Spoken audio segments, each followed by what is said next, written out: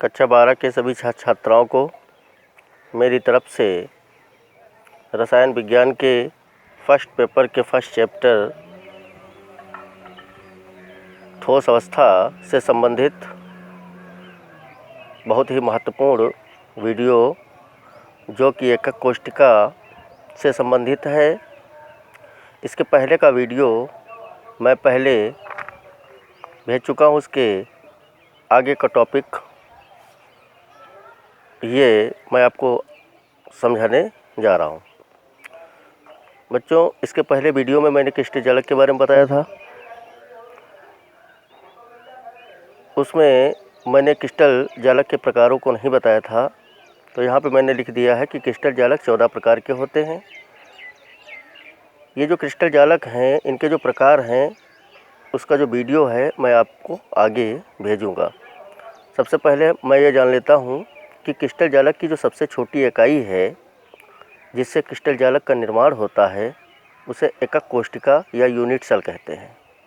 यहाँ पर मैंने डेफिनेशन लिख दी है अपने शब्दों में कि क्रिस्टल जालक की वह सूक्ष्म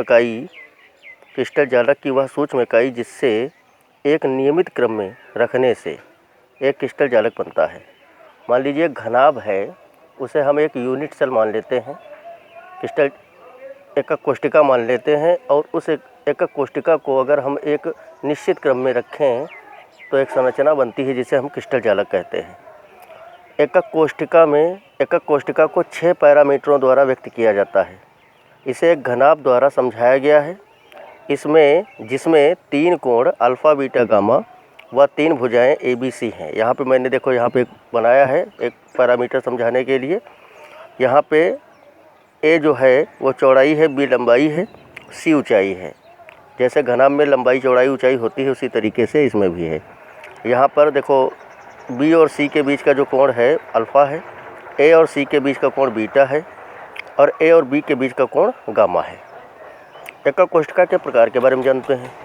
ये निम्न प्रकार के होते हैं। नंबर 1, आद्य एकक कोष्ठिका, आद्य या सरल एकक कोष्ठिका SCC, सिंपल सेंटर क्यूबिक। इसमें अवयवी कोण माने परमाणु कोनों पर उपस्थित रहते हैं। यहाँ पे एक घनाभ है, एकक कोष्ठिका मान लीजिए, तो यहाँ पे ये जो कोने हैं 8 कोनों पर 8 परमाणु व्यवस्थित होते हैं। यहाँ पर ये जो गोला है माने परमाणु है, इस गोले के टच में नहीं है। ऐसा नहीं लग रहा है कि ये एक दूसरे को स्पर्श कर रहे हैं, लेकिन वास्तविकता में इनको जो आप देखेंगे कि ये जो गोले होते हैं ये एक दूसरे को स्पर्श करते हैं। ऐसा इसमें नहीं दिखाया गया है, लेकिन होता है कि ये गोले एक दूसरे को स्पर्श करते हैं। दूसरा है केंद्रित एकक कोष्ठिका, इसे BCC कहते हैं, बॉडी सेंटर क्यूबिक। इसे 3 भागों में बांटा गया है। नंबर 1, अंतः केंद्रित एकक कोष्ठिका।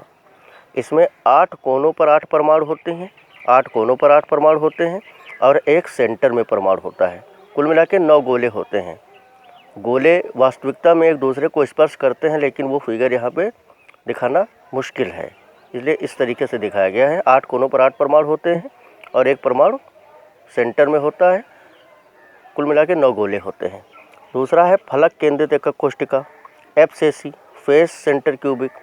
इसमें क्या होता है कि 8 कोनों पर 8 परमाणु होते हैं, और जो फेस होता है फलक, जैसे कमरा है तो कमरा में 4 दीवारें होती हैं, एक छत होती है और एक नीचे का, कुल मिला के 6 होते हैं। उसी तरीके से घनाभ में 6 फलकें होती हैं। तो 8 परमाणु कोनों पर होते हैं और 6 फलक पर होते हैं, 6 परमाणु फलक पर होते हैं। कुल मिला के यहाँ पर जो परमाणु होते हैं 8 और 6 14 होते हैं। कितने होते हैं परमाणु? 14 गोले होते हैं।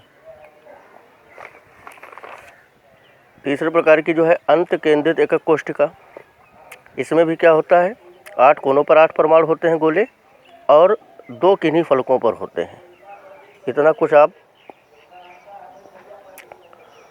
नोट कर लीजिए। इसके आगे का वीडियो मैं आपको कल भेजूँगा।